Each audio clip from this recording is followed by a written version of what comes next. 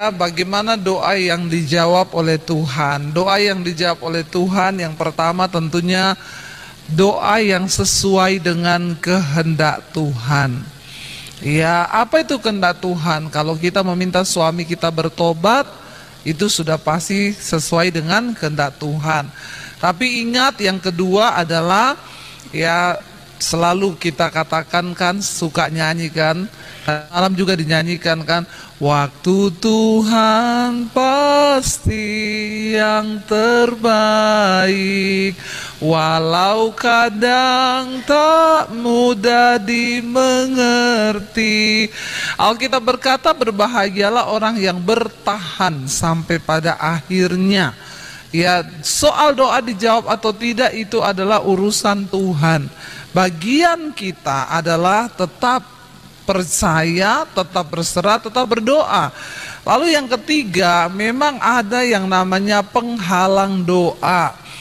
Ya, di Yesaya pasal 59 dikatakan, ayat yang pertama, sesungguhnya tangan Tuhan tidak kurang panjang untuk menyelamatkan, dan pendengarannya tidak kurang tajam untuk mendengar doa-doa kita.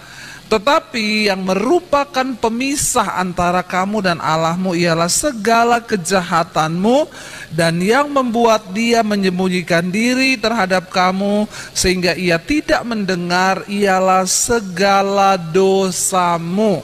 Sebab itu, ya, sebab tangan yang cemar oleh darah dan jarimu oleh kejahatan dan mulutmu mengucapkan dusta, lidahmu menyebut-nyebut kecurangan.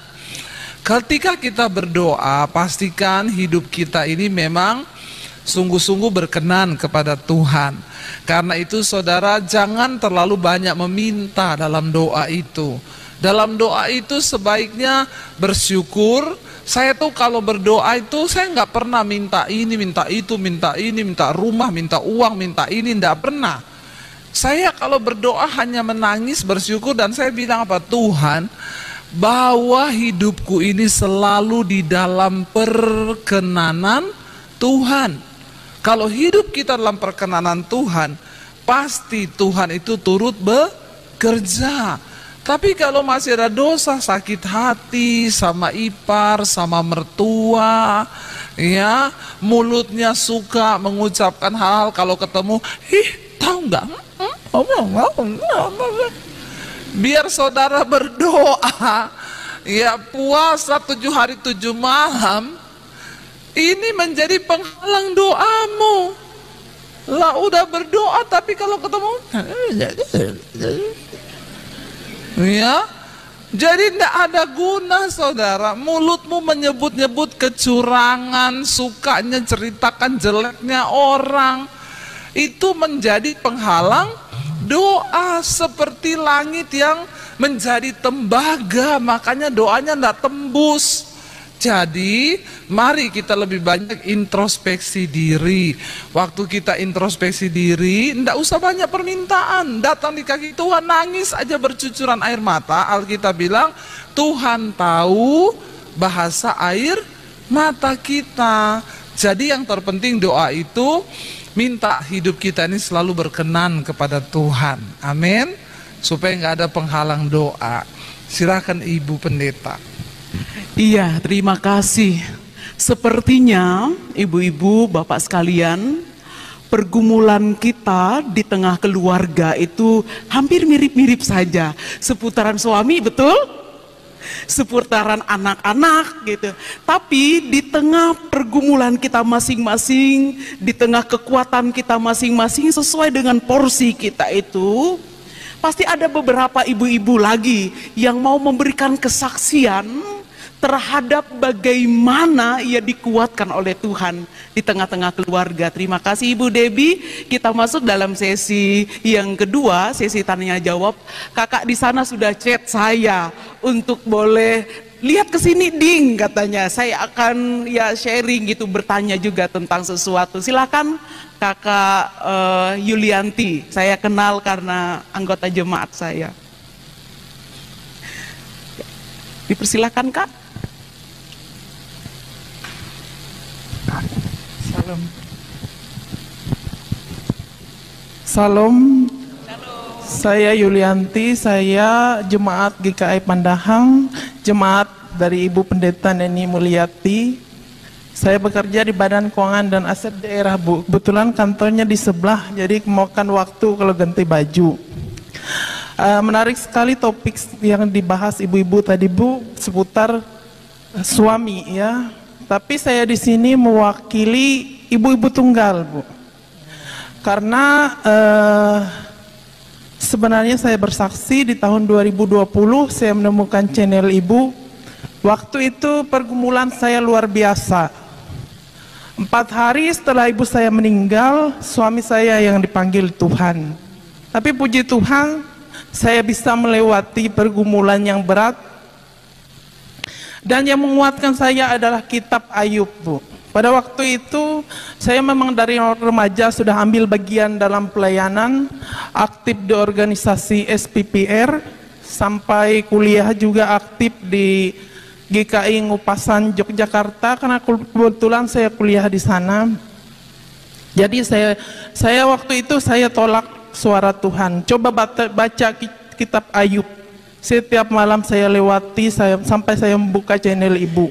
Tuhan, apa istimewanya dari kitab Ayub gitu. Saya menolak karena saya merasa di usia muda, mengapa Tuhan mengambil 2 orang terkasih gitu. Karena mungkin di saat dia memanggil ibu saya masih ada suami saya yang bisa menopang saya gitu. Tapi ini dua-duanya Tuhan ambil gitu. Tapi luar biasa, Bu. Saya akui, mungkin tidak ada manusia semenderita Ayub di dunia ini yang bisa melewati berbagai pergumulan. Jadi Bu, yang ingin saya tanyakan, karena saat ini saya terbeban. Saya secara pribadi karena dikuatkan dengan khotbah Ibu, saya ikuti mesbah syukur, saya ikuti mesbah doa, sudah hampir 4 tahun ini, 2024, dari bulan September 2020. Bulan Agustus saya kehilangan suami dan ibu. Puji Tuhan saya sudah kuat, Bu. Badai apapun yang saya lalui sudah berhasil saya lewati. Yang saya ingin menanyakan, bagaimana tetap berdiri tegar sebagai orang tua tunggal. Karena di gereja kami, Bu, jujur banyak sekali sekarang. Saya katakan sama kakak saya, Ibu Epelni itu, dia Kabak Kesra di Setda, seperti gereja kaum janda, saya bilang. Banyak sekali, bahkan yang terbaru ibu itu lebih muda dari saya, Bu. Bahkan tadi malam ada di dekat kami 2 kakak saya, Bu Epelni itu seorang janda yang lebih muda dari saya. Jadi saya melihat secara roh jiwanya itu tergoncang. Jadi melalui live streaming ini saya ingin Ibu menguatkan mereka gitu. Bagaimana tetap berdiri tegar di saat merasa sendiri, benar-benar sendiri, Bu. Kami ini orang tua tunggal, saya tidak katakan beban ibu-ibu yang punya suami tidak lebih berat dari kami. Kita mungkin sama-sama berat, tapi kami ini, Bu, tetap berdiri tegar. Sesakit apapun, setiap pagi kami tetap bertugas sebagai sopir, sebagai pegawai pemerintah, pulang ke rumah sebagai ibu rumah tangga, memasak, mengurus rumah tangga dan sebagainya, menghitung pengeluaran dan pemasukan. Jadi saya ingin Ibu memberikan penguatan kepada ibu-ibu mungkin yang senasib sama saya. Mungkin sebagian tidak bisa hadir karena kesibukan, tapi saya bisa merasakan ada kuasa Tuhan, tuntunan Tuhan untuk Ibu menguatkan sebagai orang tua tunggal gitu, agar tetap berdiri tegar. Karena jujur, Bu, tekanan kami sebagai orang tua tunggal ini, saya ini, Bu, pulang pergi dari rumah, pasar, kantor, anak ke gereja. Adik Pendeta Neni kan tahu aktivitas saya juga aktif di gereja. Tapi tetap ada omongan-omongan yang melecehkan kami sebagai seorang janda gitu. Sebagaimana seakan-akan posisi kami ini rendah gitu, Bu. Mungkin itu yang dialami nanti oleh orang-orang yang baru mengalami nasib seperti saya pribadi gitu. Jadi saya berharap Ibu menguatkan saudara-saudara yang senasib gitu, agar tetap teguh berdoa dan percaya bahwa Tuhan izinkan kita sendiri karena Tuhan tahu kami mampu gitu, bersama Tuhan kami mampu. Begitu aja Bu. Tuhan memberkati. Haleluya, tepuk tangan saudara. Ya. Puji Tuhan, memang tidak gampang ya. Ditinggal meninggal suami, apalagi suaminya baik. Saya yakin ibu cerita begitu tadi, ibu-ibu yang suaminya jahat, narkoba, tukang ini pasti ngomongnya gini, "Ih, andai suamiku yang mati." Dari sini kita tuh melihat ya, bahwa semua orang itu merasa pergumulan yang paling berat. Iya Pak ya. Ya, pasti ibu-ibu yang suaminya mabok, judi, suaminya tukang selingkuh, dengar ibunya bersaksi pasti gini, enak begitu Bu, daripada ada suami kayak suamiku. Iya Pak ya. Jadi di sini kita melihat saudara, memang manusia itu cenderungnya berkata masalahnya yang paling berat, ya. Kalau orang bersaksi begini tadi, hidupnya berat, yang terlilit hutang pasti ngomong, "Ih, begitu mah biasa, aku nih loh dikejar-kejar utang." Nah, itu merasa dia juga yang paling berat. Tapi kita harus ingat firman Tuhan berkata, Allah itu setia dan adil. Dan karena itu dia tidak pernah memberikan pencobaan lebih berat daripada apa yang dapat kita tanggung. Sebab Allah setia dan adil, dan dia tidak akan pernah membiarkan kita dicobai melampaui batas kekuatan kita semua. Jadi saran saya buat ibu-ibu yang hari ini hidup sendiri ditinggal suaminya meninggal, tetaplah matamu terarah kepada Tuhan. Pegang janji Tuhan. Kalau satu saat siapa tahu Tuhan kasih jodoh lagi yang terbaik, asal masih muda ya enggak apa-apa toh. Dapat, tapi jangan ambil suami orang. Ya. Maksudnya kalau Tuhan kasih ya silakan, tapi kalau mau tinggal tetap seperti keadaan sekarang, jangan bersungut-sungut. Percaya bahwa Tuhan tidak pernah membiarkan kita dicobai melampaui batas kekuatan kita. Apabila persoalan itu datang, Tuhan berjanji Dia akan memberikan engkau kekuatan agar engkau bisa menanggung. Jadi tetap bersyukur, tetap dengan sukacita aja Bu, nggak apa-apa, antar anak pulang kerja sambil nyanyi-nyanyi gitu loh. Kalau dengar orang ngomong, wih itu kan janda, haleluya, puji Tuhan. Nggak usah dengerin omongan tetangga, karena jalan ke surga tidak lewat rumahnya dia. Amin. Ya, dengar saja apa kata Tuhan. Kita dengar apa kata orang itu nggak ada habisnya saudara. Kita susah diomongin, kita senang juga. Emang ada hidup yang udah diomongin? Semuanya kita diomongin.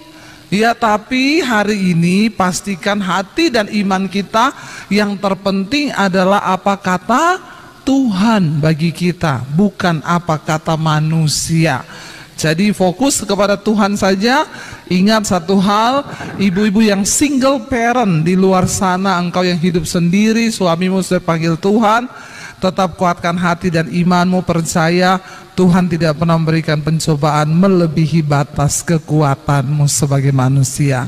Tuhan berkati. Iya, ada lagi Bu, berapa pertanyaan? Haleluya, terima kasih, tepuk tangan dulu. Ya, suara dari Ibu Tunggal sudah kita dengarkan. Dan salah satu biasanya yang menyakiti sesama perempuan itu kadang-kadang adalah perempuan. Oleh karena itu, mari menjadi perempuan yang mendukung perempuan lainnya. Terima kasih Ibu Devi. Pencobaan-pencobaan kamu alami, kata Paulus, tidak melebihi kekuatanmu untuk tanggung itu.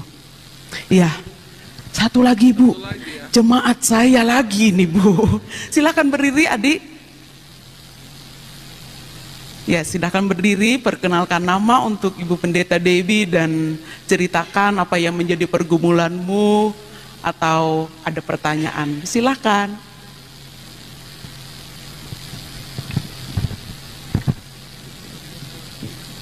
Shalom. Selamat pagi menjelang siang. Nah, saya melanjutkan cerita kakak tadi ya. Nah, mungkin di sini sayalah yang paling muda, Bu. Pergumulan saya luar biasa. Luar biasa saya rasakan. Yang jadi pertanyaan saya hari ini, saya dulunya mempunyai suami, ya yang kata ibu tadi punya ikut-ikut narkoba, judi online, apa segala macam. Sampai saya berdoa sama Tuhan, sampai kapan saya hidupnya terus seperti ini. Dan akhirnya Bu, saking parahnya yang dia lakukan, dia itu selingkuh sampai menghamili orang lain. Yang jadi pertanyaan saya, apakah hidup saya ini sudah benar Tuhan? Apa yang sudah Tuhan persatukan itu tidak boleh diceraikan manusia, tapi saya tetap melanjutkan hidup saya. Itu yang jadi pertanyaan saya, apakah hidup saya ini akan diberkati Tuhan? Tapi saya berada dalam hati terus sama Tuhan. Saya ini sekarang punya suami, Bu, dia juga pernah gagal dalam hidupnya.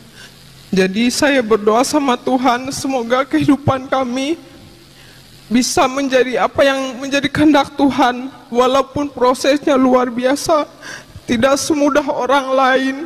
Gagal dulu baru kenal Tuhan. Apa sebenarnya dari dulu saya ini paling muda, paling sering juga ikut ibadah, persekutuan apapun itu pas sekolah. Yang jadi pertanyaan saya, dan itu apakah hidup kami ini bisa diberkati Tuhan melalui pergumulan yang saya alami ini.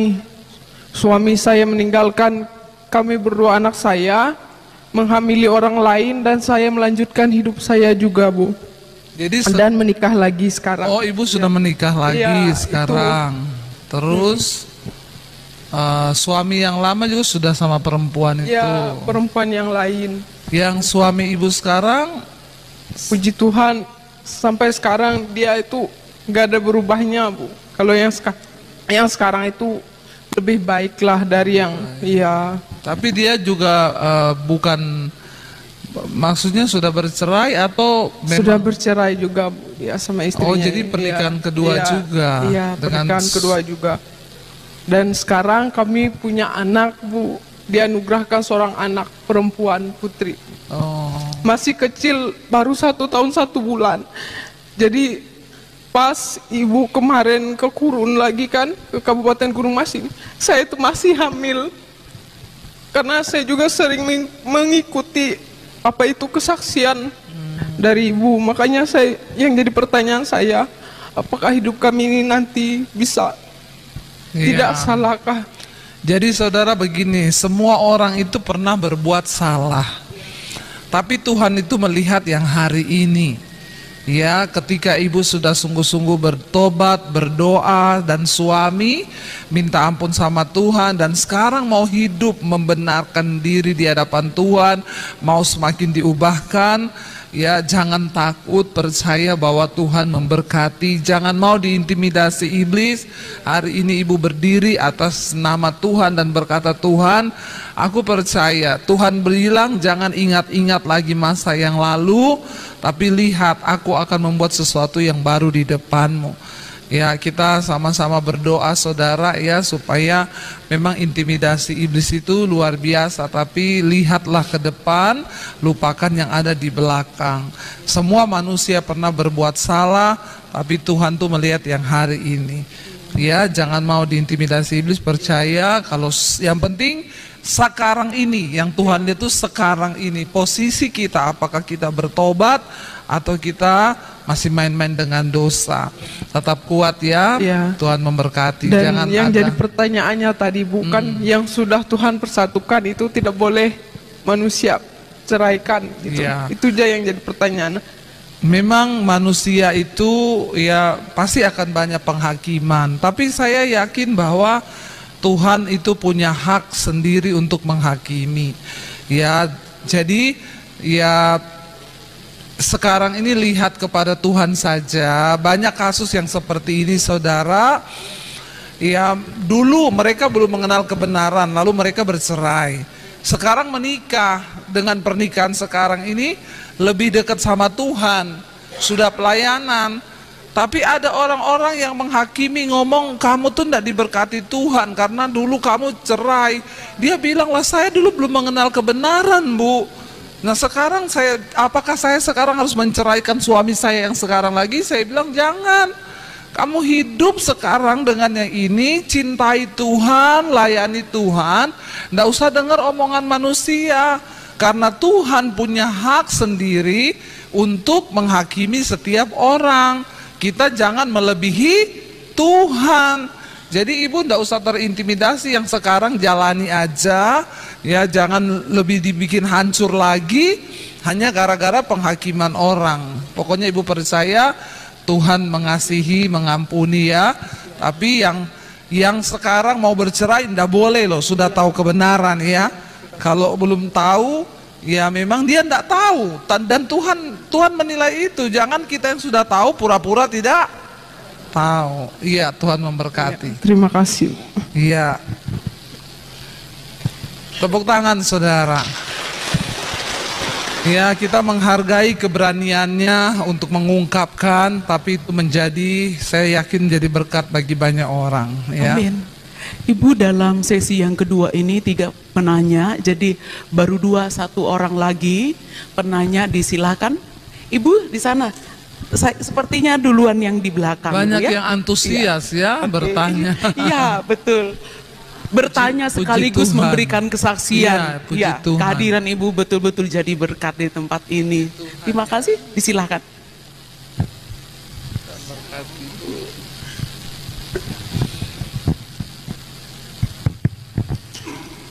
Puji Tuhan, kami bisa tiba di tempat ini tepat waktunya. Kalau dari asal saya yang paling jauh. Terima kasih Ibu udah ngundang kami. Kalau tadi ibu yang baju kuning kayaknya dari daerah Telaken, kami pun dari daerah Telaken, tapi 30 menit lagi Bu. Kami dari perkebunan sawit, saya sendiri dari Kota Manado. Saya dan suami saya melakukan firman Tuhan dari Yayasan Hosana Bu. Yang ingin saya tanyakan sekarang, saya mempunyai kumpulan ibu-ibu di mana kami namakan istri-istri staf yang doa untuk perusahaan. Tapi akhir-akhir ini udah vakum. Yang mau saya tanyakan, gimana cara dan bimbingan Ibu untuk kami menjadi leader yang terbaik untuk teman-teman kami, untuk kembali menjadi tiang doa buat keluarga dan tiang doa di mana tempat kami Tuhan percayakan kami, suami kami kerja. Itu aja Bu, makasih. Iya. Jadi maksudnya ibu untuk kembali mengaktifkan ibu-ibu yang sudah vakum berdoa. Ya. Jadi dulu ada persekutuan doa ibu-ibu, sekarang sudah tidak ada lagi. Ya. Terus sekarang bagaimana mengaktifkan lagi? Iya, dan ya berdoa lagi. Mungkin kalau menjadi leader yang baik gitu. Menjadi leader yang baik, yang pertama tentunya kita harus menjadi panutan yang benar. Karena seorang pemimpin itu kan dilihat dari ya karakternya, dari cara hidupnya. Kalau kita menjadi pemimpin yang ternyata hanya bisa ngomong, kayak tadi Pak Bupati bilang, firman Tuhan itu gampang untuk orang ngomong. Semua juga orang bisa ngomong firman. Apalagi kalau sekolah sekarang banyak yang namanya public speaking. Pinter ngomong dari A sampai Z. Tapi orang yang melakukan itu berbeda. Ya, banyak yang bertanya kepada saya, Bu, saya ini pendeta loh, tapi kenapa kalau saya dengar khotbahnya Ibu tuh beda ya? Saya tuh pengen dong Ibu kasih saya tips dong supaya saya bisa berkhotbah seperti Ibu berkhotbah. Saya bilang tips saya adalah lakukan yang kamu khotbahkan, khotbahkan yang kamu lakukan. Hidupi yang kamu khotbahi dan khotbahi yang kamu hidupi. Karena itu akan menjadi berbeda. Jadi ya, untuk menjadi leader yang baik, mari kita menjadi teladan ya, dan ajak mereka. Ketika kita menjadi teladan, mereka akan mengalami touch dari hidup kita. Waktu kita membagikan sesuatu menjadi berkat, kita nggak usah ajak-ajak orang kan. Dia pasti merasa bahwa saya mendapat sesuatu nih dari hidupnya, dari pelayanannya, sehingga orang itu pasti akan mengikuti ya. Jadi nggak perlu banyak-banyak, 1-2 orang yang penting bisa berdampak di situ ya, itu sudah luar biasa, Bu. Iya, Tuhan berkati, Bu. Shalom. Masih ada lagi, Bu? Oke, karena sudah terlanjur Ibu, angkat tangan, satu yang di lagi depan, iya. ya. Silakan, Ibu. Sebelum kita akan mendengarkan closing statement dari Ibu Pendeta Devi nanti, silakan. Salam saja dulu ya Bu nanti. Shalom. Saya perkenalkan diri saya. Mungkin banyak teman-teman atau saudara yang sudah mengenal saya. Nama saya Ibu Tanti Yemina. Kalau asal saya memang dari Kota Palangkaraya. Saya sekarang tinggal di Tewa karena mengikuti suami. Kebetulan sekarang mungkin saya sharing dengan ibu-ibu dan dengan Ibu Pendeta Debbie, karena Ibu Pendeta Debbie sebagai motivasi dalam kehidupan saya sekarang ini. Memang Ibu lebih muda dari saya, tapi muda yang lebih keren untuk saya. Saya sekali lagi mohon maaf kalau dalam ungkapan saya nanti ada ibu-ibu yang dia ini menjelekkan suaminya. Sekali lagi saya mohon maaf, bukan berarti saya menjelekkan suami saya atau keluarga saya, karena saya ingin mengungkapkan pengalaman hidup saya untuk ibu-ibu semua, untuk kita semua. Sampai detik sekarang saya tetap menghormati suami saya, tetap mencintai dia sebagai seorang suami yang bertanggung jawab untuk kami keluarga. Memang pergumulan terlalu banyak, seperti yang sudah ibu-ibu tadi sampaikan. Semuanya ada. Karena saya tadi sudah menjawab kata Ibu Debbie Basir tentang Hana, saya jawab ya ada. Karena itu memang terjadi dalam kehidupan saya. Tapi saya tetap bersyukur kepada Tuhan karena saya dapat melewati itu, dan saya dapat berdiri di sini masih dalam keadaan sehat. Karena saya sempat memutuskan untuk meninggalkan dunia ini karena pergumulan saya. Itu terjadi pada akhir tahun 2000. Karena pergumulan saya dengan suami, sampai suami meninggalkan saya karena ada perempuan lain yang mungkin lebih, tapi bagi saya tidak lebih.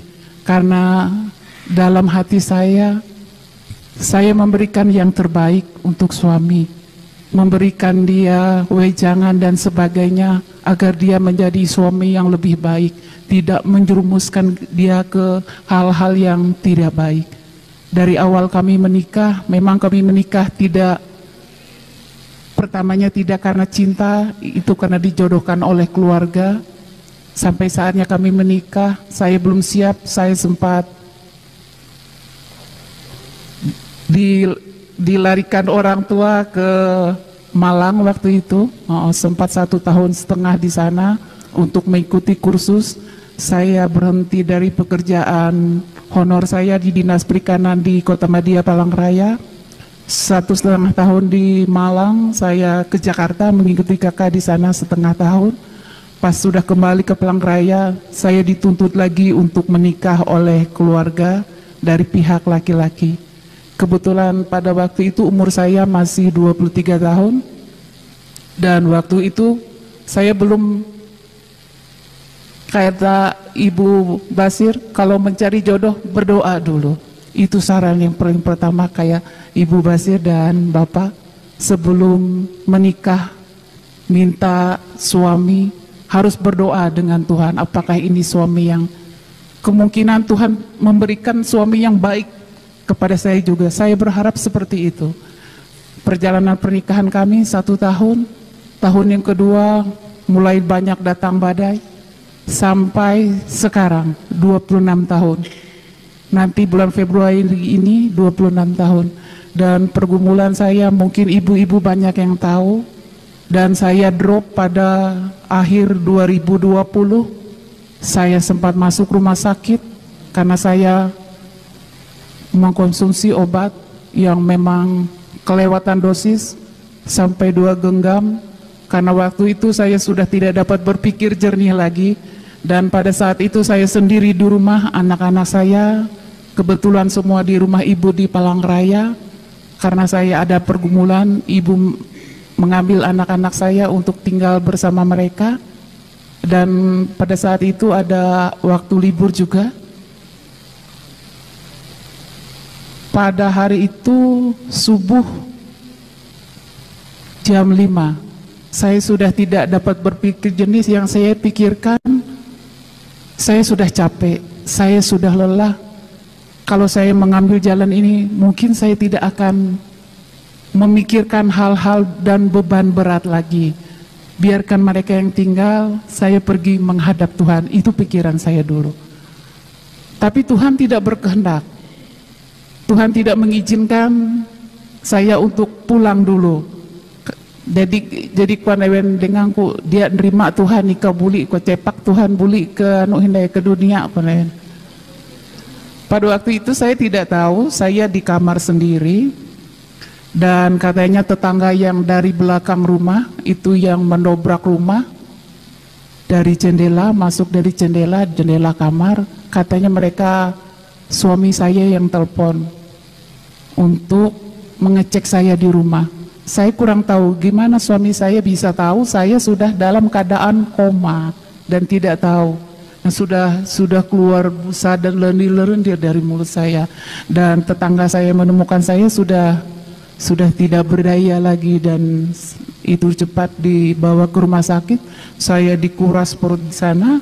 Puji Tuhan, Tuhan masih memberikan saya kesempatan untuk bersaksi dengan ibu-ibu bahwa Tuhan itu lebih dahsyat, Tuhan itu lebih hebat. Kita tidak dapat memegang janji manusia, janji Tuhan yang harus kita pegang. Itu yang pertama. Setelah saya sembuh, banyak saudara dari suami saya, teman-teman, jadi mereka bilang, oh kamu kurang bumbu, katanya. Kurang bumbu ibu dengan suami gini. Loh, bumbu apa yang kurang? Jadi Mira, bikin ini, kita datang ke situ, minta dari dukun ini, minta dari dukun itu. Karena saya waktu itu masih belum mengerti masalah seperti itu. Kalau di kampung kan banyak ibu ya. Saya belum mengerti karena memang dari kecil kami memang dididik orang tua untuk selalu dekat dengan Tuhan Yesus karena orang tua memang pengurus gereja. Jadi saya ikut ke sana, ikut ke sini, ikut sampai berapa tahun itu puluhan juta uang yang habis. Jadi saya memotivasikan untuk ibu-ibu, kalau memang keluarga kita mempunyai masalah, mempunyai beban, janganlah kita lari ke dukun-dukun. Saya sudah coba ibu-ibu, tidak ada hasilnya, sama sekali tidak ada hasilnya. Itu membuat kita mengharap sesuatu yang tidak akan terjadi, tidak ada. Saya memberikan kesaksian untuk ibu-ibu, saya sudah coba itu dari mana sampai ke Pulau Jawa itu sudah saya coba. Ke Buntok, kemana, orang dusun, orang apa, saya sudah coba. Karena keinginan hati saya supaya suami saya bisa kembali hidup bersama-sama dengan kami, dengan anak-anak. Sampai sekarang memang Tuhan belum menjawab doa-doa saya, tapi saya bersyukur karena Tuhan sudah memberikan kekuatan kepada saya untuk melewati badai ini. Dan saya tetap berdoa supaya saya tetap dikuatkan, karena begitu besar Amin. khotbah Ibu Basir yang selalu memotivasi saya. Saya mulai mendengar di YouTube itu bulan Mei 2021, ya, 2021 bulan Mei, tapi saya belum terlalu intens mengikut karena saya waktu itu sambil mendengarkan PS Bapak siapa rasanya, saya lupa itu. Ya. Nggak usah sebut nama. Terus? Enggak. PS yang di Kaltim, Bu. Andi Simon. Ya, waktu itu saya sambil mengikuti itu. Pas anak saya menikah di 2021 bulan Juni, saya memutuskan untuk berpisah dengan suami saya.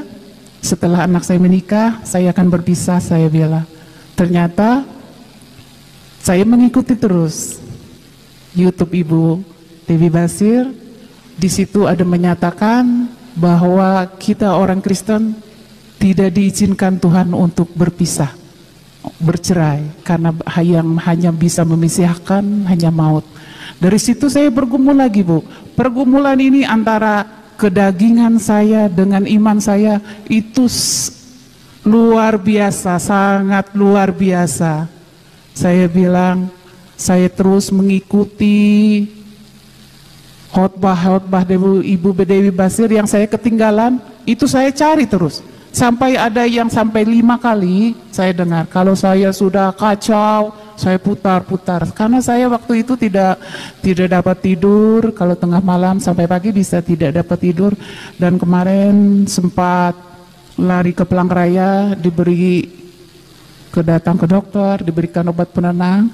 Tapi puji Tuhan, sudah 1 tahun ini saya sudah dibebaskan dari luka batin, dan saya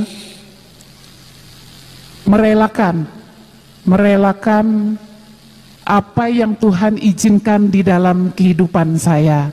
Saya ikhlas dengan Tuhan karena rancangan Tuhan itu sudah diizinkan di dalam kehidupan saya terjadi. Jadi sampai saat ini saya tetap mendoakan suami saya, apa rencana Tuhan yang terbaik dalam kehidupan dia pada saat ini. Dan pada kemarin dia ada menelpon saya dan pulang ke rumah, dia bilang karena anak yang ada sekarang tidak dapat membuat kartu untuk ini, surat baptisan kemarin sudah dilakukan. Jadi yang saya tanya pada Ibu Dewi Basir, apakah yang saya harus lakukan sekarang ini lagi? Dia meminta itu untuk dibaptiskan kemarin. Memang saya sudah izinkan dibaptiskan anaknya dari wanita lain itu. Terus sekarang mereka minta akte, pembuatan akte. Kan pembuatan akte sekarang tidak diizinkan kalau tidak ada surat nikah. Nah, mereka sudah tidak ada surat nikah. Jadi dalam hati saya sudah berbicara kepada beliau, silahkan kalian mengurus pernikahan kalian. Dan saya tetap menerima, tapi katanya tidak dapat, dia tidak akan melepaskan kami. Lah ini maunya apa? Gitu loh, Bu. Maunya apa? Lepasin saya tidak mau, mengawinkannya tidak mau. Jadi gimana status anak ini? Saya kasihan nanti kalau dia sekolah, kan tidak dapat kalau tidak dapat. Tapi suami ibu sekarang udah nikah lagi? Suaminya ibu? Iya, dia kumpul aja, enggak nikah, Bu. Tidak ada surat menyuratnya dia. Dengan kumpul doang. Iya. Tidak ada nikahnya, cuma kumpul doang gitu. Kumpul kebo. Iya. Kalau dengan saya kan Kebo kumpul-kumpul. ya begitulah ya Ibu. Jadi saya mohon izin bagaimana pendapat Ibu Debbie. Apakah saya memang kalau bercerai itu iman saya Ibu tidak mengizinkan untuk bercerai. Makanya itulah dilema dan Iya. pergumulan saya saat ini. Jadi ibu masih mau bertahan, ibu masih mau bertahan. Ya, saya karena ingin nggak mau mempertahankan cerai. iman Iya, saya. iya. Ya, saya memang sekarang mau menyerahkan diri saya kepada Tuhan. Iya. Saya sudah tua ya Ibu. Saya berpikir Jangan. sisa hidup saya untuk menyenangkan anak saya Loh, dan tapi menyenangkan sekarang surat Tuhan. nikah ibu mana? Iya, masih lengkap surat nikah saya dan pencatatan sipil semua lengkap. Iya. Iya. Jangan, nggak usah diceraikan, biarin aja. Digantung aja begitu. Dia hidup dalam dosa ya biarin. Memang hati nurani saya kasihan sama Tapi dia nggak anak mau Ibu cerai dia. juga kan? Iya, dia nggak mau cerai Bu. Suaminya juga Iya. nggak mau cerai. Jadi suaminya nggak mau cerai, ya sudah ibu doa saja, Tuhan hajar suamiku Tuhan. Iya, Banyak seperti gitu. itu. Sudah saya ikuti, saya waktu dia pulang kemarin, saya tidak pernah lagi berdoa baik-baik untuk kamu. Karena Ibu Debbie Basir mengajarkan saya, Hajar. kamu harus dihajar. Iya betul. Tuhan hajar suami saya seperti kata Ibu Debbie Basir. Iya betul, betul itu. Jadi, iya terima kasih ya, Ya. tepuk tangan dong buat iman yang Ya, luar saya terima. Saya bersyukur hari ini pun ada seminar ini wanita, karena memang iblis itu berkata begini, kalau engkau ingin menghancurkan sebuah keluarga, maka hancurkanlah ibunya. Maka pasti keluarga itu akan hancur. Kenapa saudara? Kita tahu dari awal, nanti kan ada ruang pertanyaan ya Bu. Kita tahu dari awal Tuhan menciptakan, dalam Kejadian pasal 2 dikatakan tidak baik kalau manusia itu seorang diri saja. Aku akan menciptakan bagi dia seorang penolong yang sepadan. Jadi memang dari awal laki-laki itu ternyata tidak bisa hidup sendiri, ya. Jadi laki-laki itu di luar saja kelihatannya perkasa, padahal sesungguhnya mereka makhluk yang lemah. Maaf ya Bapak. Ya makanya sampai Tuhan berkata bahwa tidak baik kalau pria itu seorang diri, dia membutuhkan seorang penolong. Makanya dikatakan bahwa kalau dikatakan seorang penolong itu berarti saudara yang lebih kuat mana? Penolong atau yang ditolong? Jadi Bapak mengakui ya bahwa memang wanita itu harus lebih kuat daripada laki-laki. Tapi kita tahu bersama mungkin secara fisik ya kita tidak sekuat laki-laki, tapi dalam hal rohani, dalam hal iman kita harus kuat ya. Dan hari ini sebelum tanya jawab, saya pengen ambil satu kisah contoh di Alkitab. Wanita yang dia itu mendapat serangan bertubi-tubi sebenarnya, tapi dia kuat dengan dia berdoa kepada Tuhan. Itu ada di 1 Samuel pasal yang pertama, lahirnya Samuel. Jadi ini kisah, nanti kalau kita baca terlalu panjang. Ada seorang laki-laki dari Ramataim Sofim, dari pegunungan Efraim, namanya Elkana. Ya, saudara nanti bisa baca di rumah. Dikatakan dia itu punya 2 istri. Yang pertama itu istrinya, istri tua bernama Hana, dan istri mudanya bernama Penina. Ya, dan Penina punya anak, tapi Hana tidak punya anak. Kenapa Hana tidak punya anak? Alkitab berkata karena Tuhan telah menutup kandungannya. Jadi yang menutup siapa? Tuhan. Kalau Tuhan yang menutup, siapa yang bisa buka? Tuhan juga yang bisa buka. Tidak ada dokter ahli kandungan, hanya Tuhan yang bisa membukanya. Jadi saudara, laki-laki ini punya 2 istri. Dia menikah dengan Hana, istri pertama, tidak punya anak. Pada zaman itu, ya bahkan sampai sekarang, kebanggaan dari seorang yang menikah itu adalah punya anak. Ya, kalau nggak punya anak, tidak ada penerus keturunan. Lalu akhirnya Elkana menikah lagi dengan istri muda. Kira-kira ibu-ibu di sini kalau suaminya nikah lagi, entah karena alasannya apapun, kira-kira sedih atau senang? Kenapa sedih? Ya, mana ada yang ingin berbagi cinta? Ya, tapi kalau itu terjadi seperti Hana, ya dia tidak bisa melawan. Memang pada zaman itu boleh orang menikah lagi, ya. Tapi pasti Hana perasaannya sangat tersakiti. Bertubi-tubi tersakitinya dari pihak suami. Orang-orang juga kan pasti mencibir toh. Kasihan nikah ndak punya anak. Makanya suaminya kawin lagi. Ya. Cemoohan orang dari dalam diri sendiri yang dia tahu bahwa Tuhan telah menutup kandungannya. Kalau saya belajar di Alkitab, Hana ini adalah seorang wanita yang bertubi-tubi loh.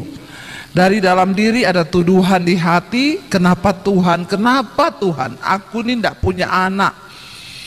Dari orang lain juga yang menghakimi dia, dari suaminya juga yang dia merasa kok tidak cinta, akhirnya menikah lagi. Dan bukan hanya itu, dikatakan istri baru suaminya ini yang bernama Penina tiap hari menyakiti perasaannya Hana, saudara. Bayangkan coba. Jadi ibu-ibu, saya yakin di sini penderitaannya belum seperti Hana. Ada di sini yang seperti Hana penderitaannya? Ada juga ya, nggak usah angkat tangan ya. Nanti kita tanya jawab saja. Jadi saudara, dari dalam dia menghadapi pergumulan dari orang lain, bahkan dari madunya istri muda suaminya.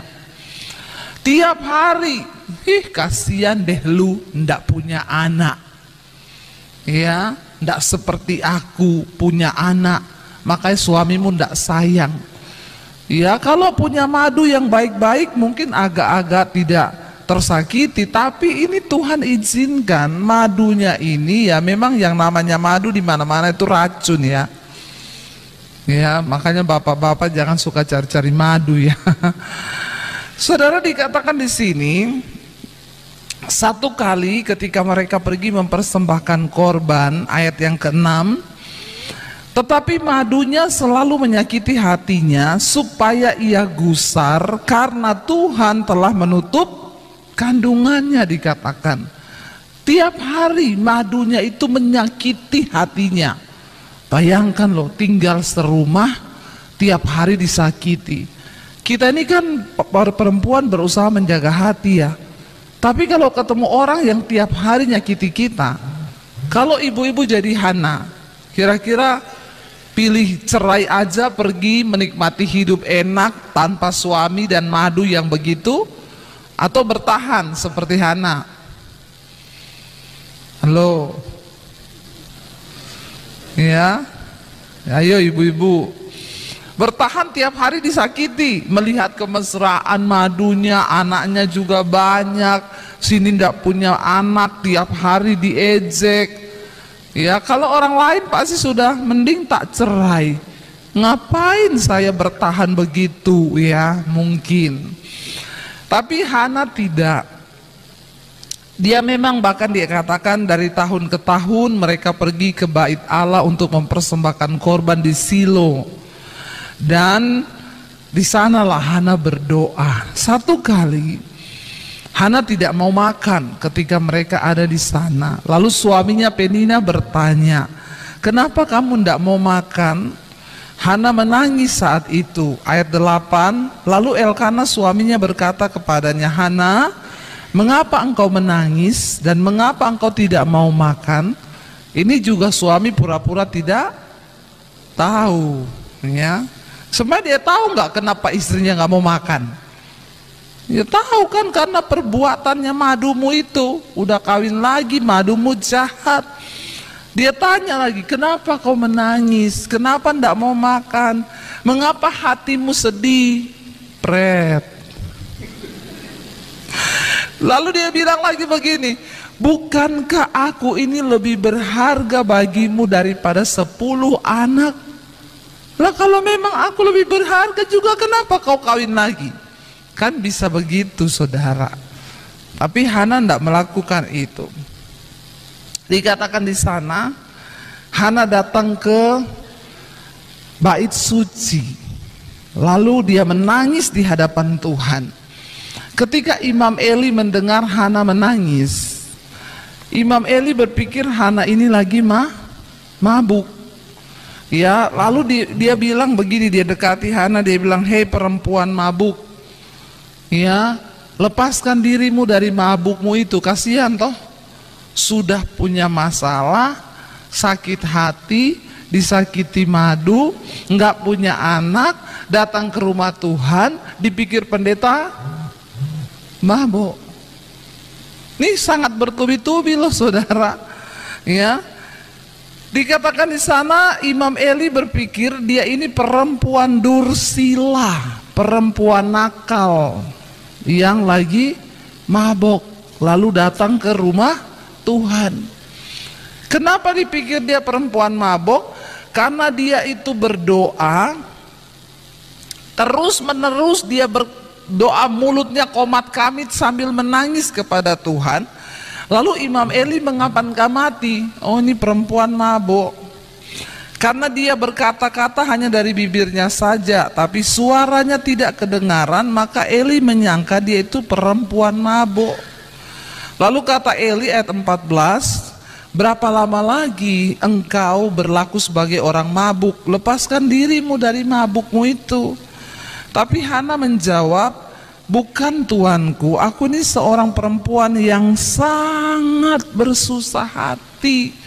Aku ini tidak pernah menyentuh minuman yang memabukkan, melainkan aku ini lagi mencurahkan isi hatiku di hadapan Tuhan. Saudara, ya, ayat 15 berkata, Hana curhat sama Tuhan.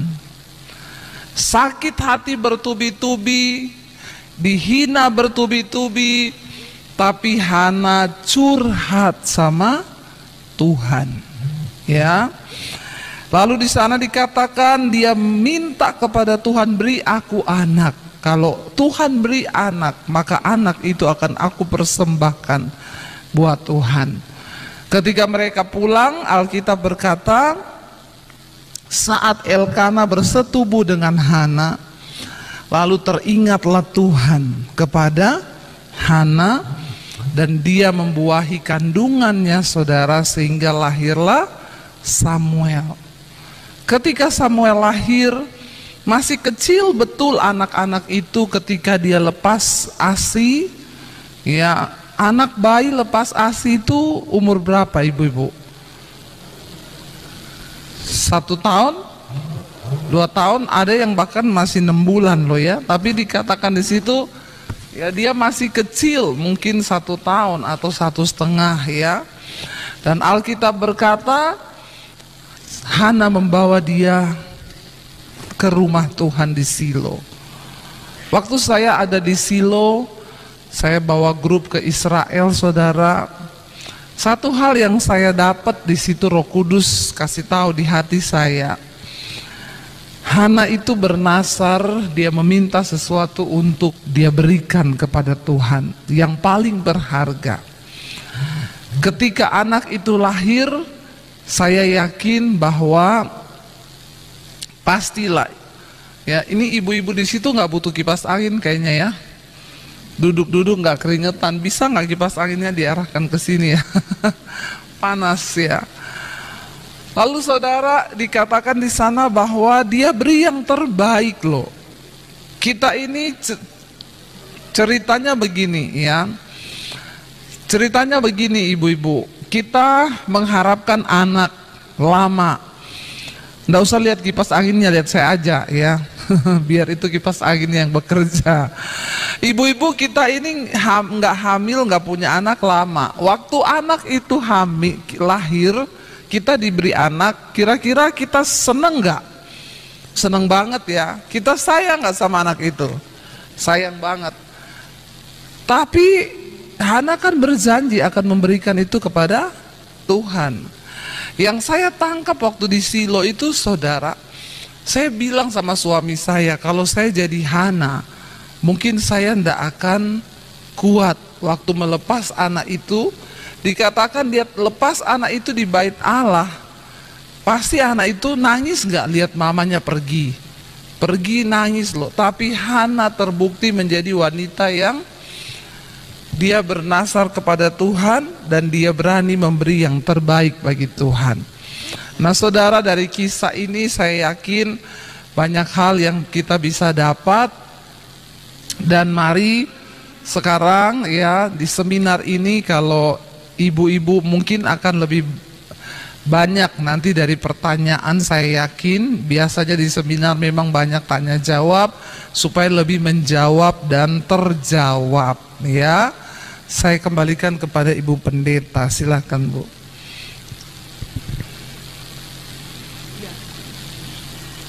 Terima kasih Ibu Pendeta Debbie sudah memberikan pengantar yang sangat menarik bagi kita. Ibu Pendeta, karena saya sebagai pendeta sekaligus pegiat kesehatan mental, maka saya pikir agak sangat kesulitan Hana ini. Dari segi mental dia sangat-sangat kesakitan gitu, sakit mental, kena mental kalau bahasa anak-anak muda sekarang, kena jiwa dia, sakit jiwa memang karena keadaan yang memaksa ia untuk datang kepada Tuhan, hamba Tuhan lagi, bukannya merangkul, oh Muhen, ikau menangis, mengapa kamu menangis, malah mengatakan mabuk. Nah, terima kasih untuk sharing. Selanjutnya kita akan masuk dalam materi. Beliau sudah menyiapkan PowerPoint. Silahkan ibu-ibu sambil mendengarkan beliau berbicara. Mari kita fokuskan pendengaran kita, mendengar apa yang beliau sampaikan. Dan mata kita juga sesekali kita boleh lihat di PPT yang beliau siapkan. Kami persilahkan Ibu Pendeta Dedi Basir. Enggak, saya enggak pakai PPT saudara. Jadi iya, ini cuma depannya. Jadi memang ya itu materi yang sudah saya bawakan tadi ya. Baik, tadi Ibu Pendeta menyinggung sedikit tentang jiwa ya, mental. Saudara, banyak memang ibu-ibu yang akhirnya karena tekanan itu membuat ya kita ini sakit jiwa. Saya kalau bicara tentang sakit jiwa, ibu-ibu jangan berpikir, wah saya gila dong. Enggak. Di dalam jiwa manusia itu ada pikiran, perasaan, dan kehendak. Waktu 3 hal dalam hidup kita ini terganggu, maka itu namanya kita sakit. Ya, pikiran kita terganggu itu sudah bagian dari jiwa. Pikiran, perasaan kita terlukai, itu berarti juga kita sudah sakit. Dan juga kehendak, perbuatan. Ya, kehendak itu keinginan untuk melakukan sesuatu. Di dalam jiwa manusia itu ada pikiran, perasaan, dan kehendak. Lalu akhirnya memaksa kita melakukan sesuatu. Kenapa kemarin saya baca di surat kabar, ibu-ibu itu potong kemaluan suaminya. Ya, ada loh. Itu sudah sakit jiwa yang meledak. Ya. Tapi sesungguhnya kalau mau ditanya hari ini, ada nggak kita yang sakit jiwa? Ada, banyak. Kita marah, kita kepahitan, kita kecewa, nggak mampu mengampuni, itu kita sudah sakit jiwa loh. Ya, Daud ketika dia jatuh melakukan persinahan dengan Betsheba, ya, jiwanya itu tertekan. Sebenarnya kan peristiwa Daud melihat Batseba itu mandi hanya 10 menit. Orang mandi itu paling lama 10 menit. Tapi karena jiwanya terganggu, terganggunya apa? Pikiran, perasaan, dan kehendak. Dia berpikir, ini perempuan cantik loh. Aku ini kan raja. Aku bisa dong meniduri siapa aja yang aku mau. Pikirannya, lalu perasaannya, pengen kenalan sama perempuan itu. Berbuah kepada kehendak. Dia panggil prajuritnya. Kamu cari tahu, itu perempuan yang mandi siapa. Dibawalah saudara kepada raja. Cuma dari peristiwa 10 menit berakhir kepada pembunuhan. Akhirnya Daud membunuh siapa? Suaminya Batseba yang bernama Uria. Itu dari perkara jiwa loh. Saya sekarang lagi banyak mengajar tentang jiwa. Kenapa? Manusia itu terdiri dari 3, tubuh, jiwa, dan roh. Tubuh ini kalau kita mati kembali menjadi tanah. Roh kembali kepada Tuhan, karena itu gambar diri Allah dalam diri manusia. Lalu jiwa kita kalau kita mati kemana jiwa ini? Akan dihakimi. Ya, makanya Yesus berkata kepada murid-muridnya, jangan kamu takut kepada manusia, hanya berkuasa membunuh tubuh, tapi tidak berkuasa membunuh jiwa.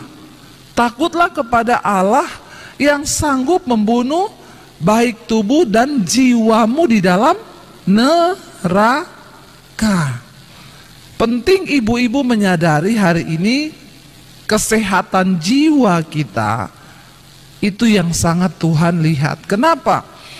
Karena Alkitab berkata dalam 1 Petrus pasal yang ke-5, tujuan dari kita beriman adalah untuk keselamatan jiwa.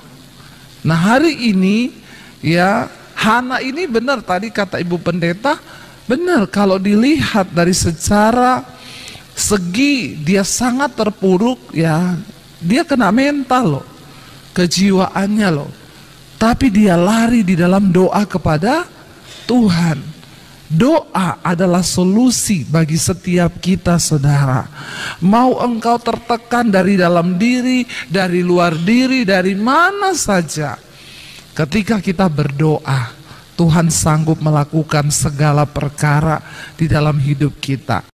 Luar biasa, tepuk tangan dong saudara. Terima kasih saudara.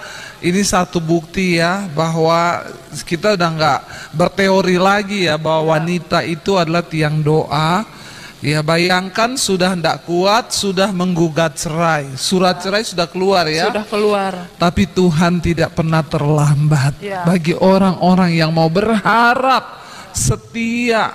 Saya bisa membayangkan ya bagaimana pergumulannya sampai menggugat cerai. Hanya dengan berdoa. Iya kan, kalau mau dipikir harus masuk rehab, berapa lama itu mau direhab? Rumah kami Bu sampai terjual 1-2 rumah kami sudah terjual Bu. Bayangkan loh, sampai jual rumah gara-gara. Bahkan sekarang Bu kami tinggal di rumah hanya ngontrak aja, tapi kami tetap bersyukur. Damai sejahtera. Nanti Tuhan pulihkan lebih daripada yang sebelumnya. Wow, ajaib saudara. Terima kasih Ibu, Tuhan memberkati ya, selamat.